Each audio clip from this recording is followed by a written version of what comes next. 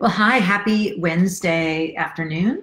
It's 4 o'clock Pacific time, and I'm hoping that my internet will hold up for this quick Facebook Live. If you are one of my email subscribers, I just sent out my email, I think about 15 minutes ago, and mentioned that I was going to be doing this. So maybe some of you will show up now or later just to hear about some of my thoughts on this topic of how we can respond to bad behavior of other people, and how we can teach our kids to respond to bad behavior. I am really focused on this topic today for several reasons. One of which is my husband and I over the weekend watched the documentary, Won't You Be My Neighbor, about Mr. Rogers. And I just really love just all that Mr. Rogers stands for, and that's why I'm wearing my pink cardigan today. I'm trying to channel my inner Mr. Rogers as I do this. But what a neat guy who really knew how to talk to kids, how to listen to kids, and how to teach them just important things that they really need to learn. And so many of the lessons that he taught are still completely applicable today. So anyway, Mr. Rogers, one of my heroes. The other thing that's been going on is I'm reading with my my book club at the office, as well as from what I understand, most of America, because it's the #1 bestseller on like every list right now. Dare to Lead by Brene Brown. And we're doing this really great, there's a downloadable workbook that's the read along workbook, and Allison in my office put them in little bound books for us for our meetings. And each week we're meeting and talking about one chapter or part of the book. And this week we were talking about some of the myths of vulnerability. Finally, the third reason that I ended up wanting to talk about this today and share some ideas about this is because I got an email yesterday from one of my podcast listeners, and she was just asking the question of what's a good way to handle when another child has bad behavior. So like, what do you do when, someone else's child is doing something that's unkind or not good? So anyway, I emailed her back and I started sharing some of my thoughts, and I thought I would just talk about them more here on Facebook Live, and then I will create a post with links to a bunch of resources and books on this topic, because this is very much part of the social and emotional skills that we need our kids to learn. So learning how to deal with kind of the icky stuff, the bad stuff, is really just a part of life. And as we all know, we can't shelter our kids from every mean person, every unkind word. It's part of life. So what we need to focus on is figuring out how to help our kids deal with those situations, and what we as the adults who are in the situation can do to help. So a couple of things. One of the things that I advised this mom, the situation just in brief was that it was a soccer game, and there was a player on another team who was using really foul language and calling kids bad names. And the mom who wrote to me thought she hadn't handled the situation well, but I thought she actually really did. She talked to the coach, and she tried to talk to the parent of the child who was on another team, so someone she didn't know but she knew was the parent, and that she felt like it didn't go well.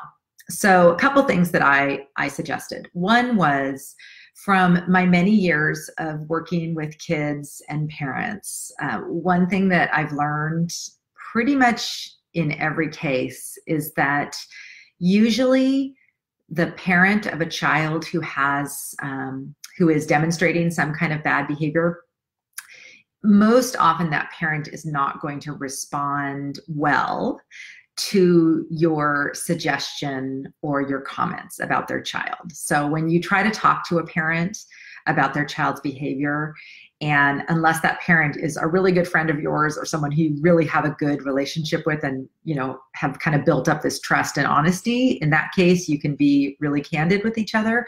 But usually it's someone you don't really know.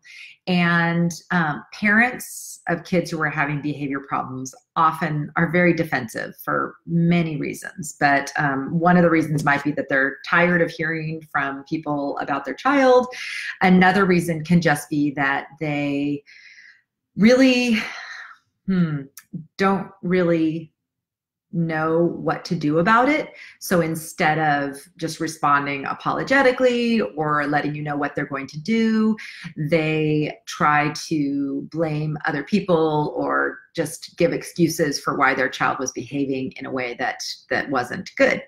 So my first advice to this mom was, in general, it's not going to be helpful to, or it's not going to really solve the problem to go to the parent of the other child.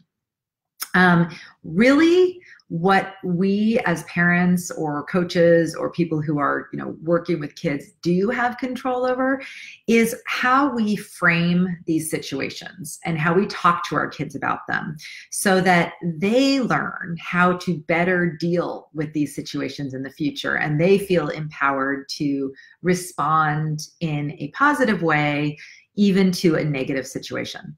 So one thing that's really helped me, and I learned this from Christine Carter, was that when a child, when your child comes to you and they're telling you about someone who was mean to them or someone who's being mean to a lot of kids or whatever situation it might be, instead of focusing on your child as sort of like the victim of this person who's doing mean things, instead of that, help your child reframe it and let them understand that usually bad behavior is not about you. It's about the person doing the bad behavior. And this is true for adults as well as for kids. A lot of times if you're in business, if you work in any kind of business, you know that sometimes you'll get a call or a complaint that just doesn't seem, let's see, how should I frame this? It seems way overblown for what the situation was, or it just seems like an overreaction. And oftentimes how we've learned to view that in our work is something really must be going on with that person for them to behave that way. So if we can help our kids learn to think about when someone does something that's mean or says something that's mean, instead of being focused on what that felt like for you, which it feels bad, obviously we know that, think about that person who's doing it and what could it be that would cause a person to do such a mean thing or say such a mean thing. So when we flip this script and have our child focus more on what it is that might cause someone to act in that way, we're tapping into a really good skill, their compassion, their empathy, their ability to kind of think what it must be like to be someone else. In most cases, when a child exhibits really bad behavior, they have been treated badly by someone. And so I think our kids need to know that. And I think we need to be honest with them that sometimes when kids do these things, it's not about them. It's really not, because usually when kids do these behaviors, it's not just towards one child. So in any case, I think that's a really important concept for us to focus on with our kids. We don't want our kids feeling like they're a victim of things. Instead, we want them to think about all the different people they interact with and how some people are really kind to them and nice to them and respond in different ways. And then other people sometimes say and do things that aren't as kind. And what does that mean? And what does that mean for them and the choices they want to make about who they want to spend time with and that kind of thing. So I really like this idea of helping our kids learn to reframe bad behavior, and for us as adults too, with more compassion. And as Tina Payne Bryson teaches us in the Yes Brain, and Daniel Siegel, with curiosity. So when someone is exhibiting bad behavior, be curious about it. Where does that come from? What could have caused this person to do this or say this? Okay, so going back to adult response. So the adult response when things go wrong with kids. One thing is, depending on, and every circumstance is so different, but one thing that I have noticed from all my work with kids and helping them resolve conflicts at camp and in my own family is that oftentimes our perspective on a situation is different depending on who we are. We've seen this a lot, just lately, that people don't all see the same situation in the same light. Our kids tend to view things, and we tend to view things from our perspective. So if our child comes home and says that someone was mean to them, we just take that as value. Our child, somebody was mean to our child, and we listen to their side of the story. And oftentimes, though, we don't really understand the whole picture. What was going on. A lot of times in relationships, when bad things are happening, it's not a 100% one person and 0% the other. It's often a mix of a little of each of us. Maybe it's more one person, but we had some role in it. So I think part of this is really staying calm when our kids come to us with a story about someone whose behavior is bad, really being curious, asking them questions, and really asking them questions to tap into that compassion piece. So, wow, that sounds really, unkind. What do you think is going on with them that would make them say or do something that seems so mean? And get your kid to thinking along those lines rather than being so self-focused and taking it so personally. I also think it's really important that we distinguish for our kids the difference between rude behavior, mean behavior, and bullying behavior. And I'll put a link to this in my post, but I'm just going to read to you from Signe Whitson. There's an article in Psychology Today that I really love. It's called, "Is it rude, is it mean, or is it bullying?" And she talks a lot about, she's a bullying expert. She does a lot of training on it. And she has a really good way to outline the difference between those things so that we can also teach our kids that not every bad behavior is bullying. So rude behavior is inadvertently saying or doing something that hurts someone else. So unfortunately, all of us do this once in a while. We don't even realize that we've done something that someone else perceived as rude. And, that's something, if we do find out about it, we can apologize. But being rude, on one occasion or more is being rude. Mean behavior is purposefully saying or doing something to hurt someone. And so this would be a thing like the kid on the soccer field was being mean to other kids. He was purposely calling people mean names. So more than one person, though. It wasn't just aimed at one person. So bullying is intentionally aggressive behavior repeated over time that involves an imbalance of power. So when two kids are friends, and they're playing, but they get in an argument and one of them says something mean to the other one, that's not bullying. That's friends having a spat and somebody being mean. Bullying is real. It does happen, but that word is being overused for also just mean and rude behavior, which unfortunately our kids do need to learn how to deal with regardless of who they are, because even if we do try to put all these rules in place and all kinds of strategies in our schools and everywhere else, they're still going to at some point face people who are mean or rude, and they have to figure out how to deal with that. And so do we as adults. I mean, it's the same thing as adults. It's not that different. So one of the things also that I just want to point out here is that all of us sometimes do something rude or even mean at some point. And we need to recognize that whether it's us or our kids or other people's kids, that we all have that ability to do something that inadvertently hurts someone else or makes them feel bad. And we don't want to be defined by our worst behavior, and we really don't want our children to be defined by their worst behavior. And I think it's nice to give other people's children that same grace in not defining them by their worst behavior. So What are some of the other things we can do? We can empower our kids to respond in a way that's polite and kind, and not sink to the level of the lowest common denominator. So if our child's being called names, what are some things they can do? They really can just ignore, walk away. They can just maybe give a quizzical look and walk away, or really just, I mean, I would say in general, or really calmly just say something like, I don't really like being called that. You know, it doesn't have to be an aggressive response. And in fact, the calmer that our kids can stay in response to bad behavior towards them, the less likely it is to happen again. So, so I would just say that that's a really good way for us to teach our kids and help them respond in a way that's not going to exacerbate the situation or perpetuate the bad behavior of the other person. Another part of this whole concept is that our perceptions of different situations, I think I was talking about this before, I think so much of the time when we're talking to someone else, we're so trying to be right that we're not really listening to what the other person is trying to say. So this more is about kind of like if you're in an argument or your conflict resolution with another kid. But if we could all learn to listen more and not always try to be right, it would be so much better.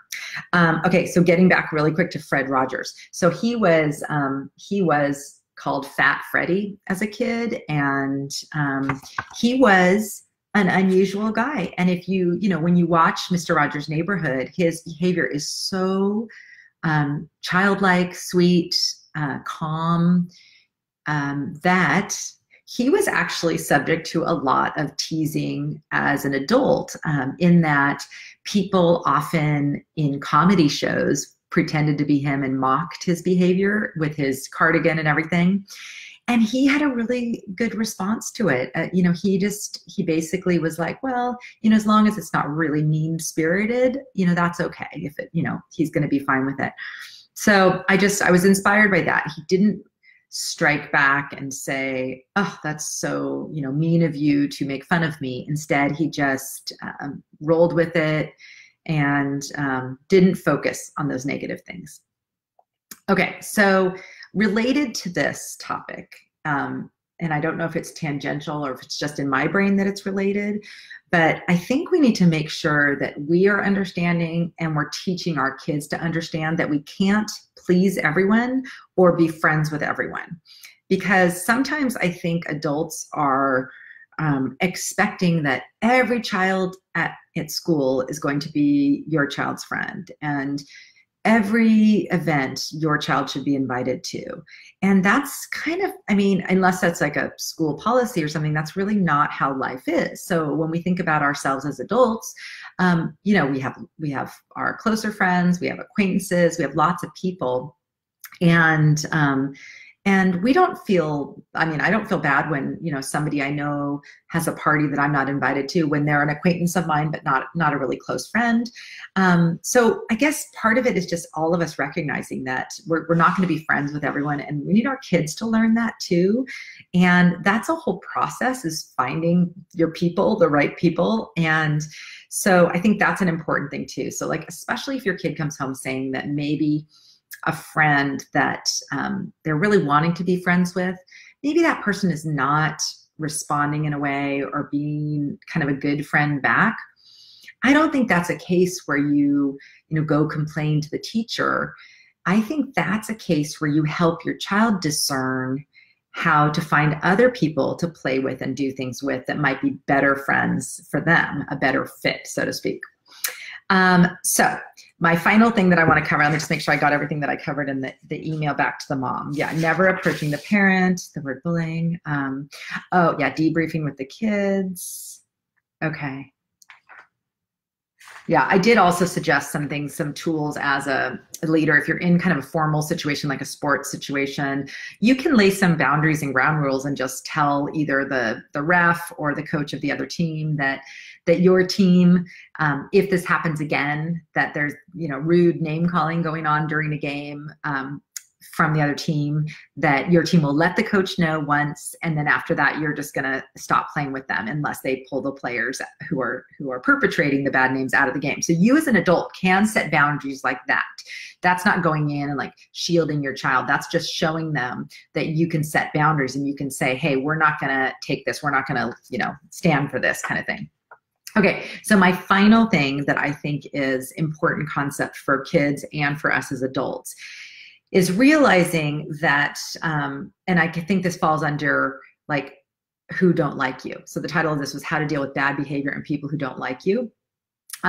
So this is a big problem, I think, for a lot of us. And I know that I struggled with this a lot, is that oftentimes when you're trying so hard to please everybody and you want people to like you, you can get completely frozen and not try anything new. Because when you put yourself out there, you take a risk, you do something new, you inevitably will have critics. Brene Brown, again, talks about this a lot in her, you know, in what's her book? You know, the main one, Daring Greatly. She talks about how, you know, there's people who just will sit outside the arena criticizing the people who are trying to do things. And then there's the people who get in the arena and they try and they make mistakes and they keep trying and they do these things. And I think we want to be the people in the arena. We want our kids to feel comfortable getting in the arena. And being in the arena means we are opening ourselves up to criticism, mean comments, etc. So I yesterday at our Dare to Lead book club, one of the questions was, when was the last time you bravely faced uncertainty, risk, and emotional exposure? And I, you know, honestly, I had not really done much of that until just the past couple of years. And so I had a really good example, and it was clear in my mind because I just actually looked it up.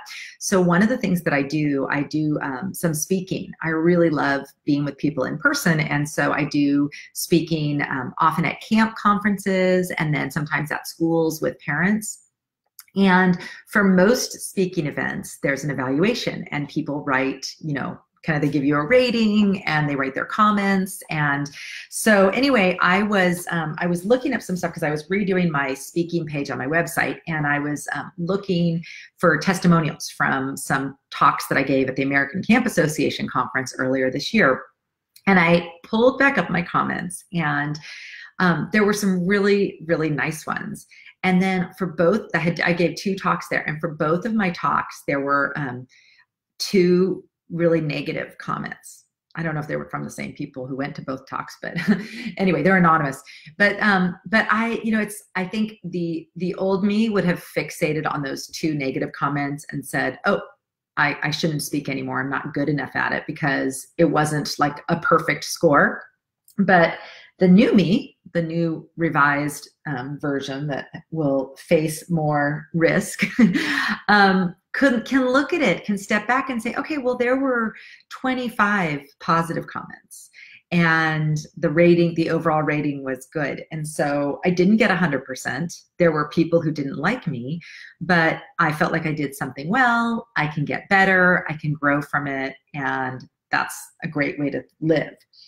I wonder if with our kids, we're not showing them that enough, that it's okay for them to get critical comments. You know, if they're playing a game with friends and the friend says, you know, I think you were cheating, you know, we tend to want to defend our kid like, no, you weren't cheating. Instead, like, maybe help them develop this sense like, oh, I wonder what it was that I was doing that could have made them say that.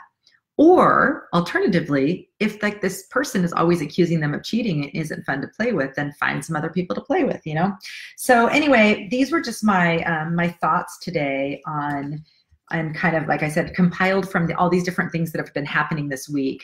I'm going to put together some resources, including Signe Whitson, I don't know how to pronounce her name, her book.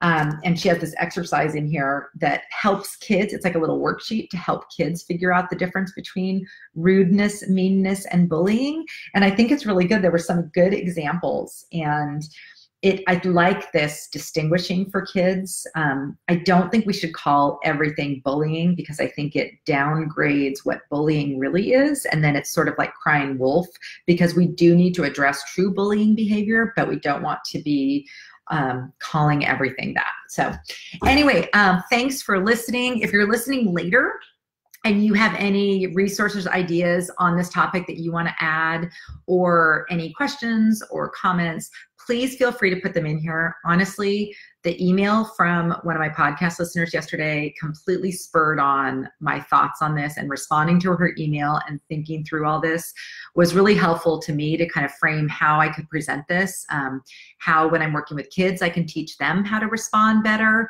And just for all of us as parents, really thinking about how we talk to our kids when they come to us with their stories about other kids' behavior and everything. So anyway, thanks for listening, and hello to those of you who've been here live. Fun to see you here. And go ahead and put your questions, comments, and boy, I talked for a really long time just then.